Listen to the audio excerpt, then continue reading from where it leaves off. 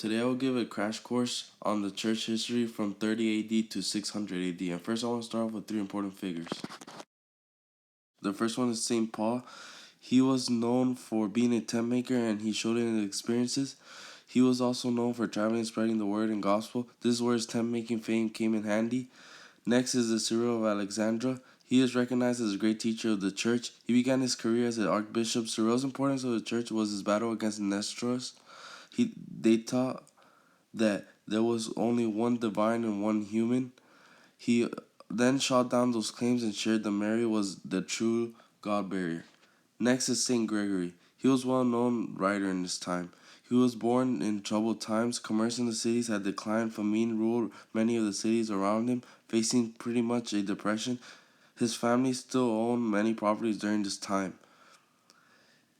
Gregory faced many struggles, including some posed by Lombards and also challenges posed by the Byzantines. Gregory noticed he would not win any of the battles though through war and sought peace.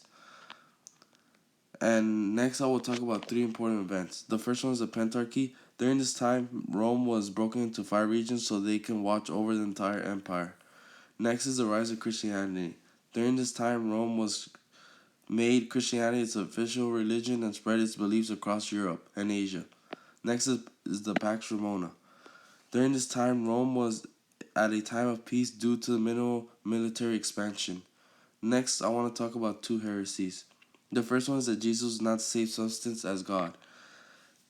The people did not believe that Jesus showed the same traits that God had, so they did not believe that he was truly divine. And this was brought up by Arius and shut down by Saint Athanasius when he wrote a document on the incarnation, which explained Jesus was both human and God. The next one is Nestorius. This is basically saying that Jesus was not human since he had powers of divinity, he could not be of human flesh. This was shut down by Saint Cyril of Alexandria when he said that he was the child of Mary, so he had to have part human in him.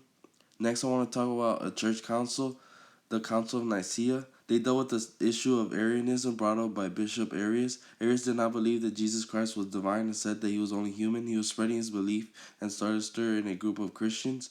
Saint Athanasius wrote a document on the incarnation of Jesus and how he was divine.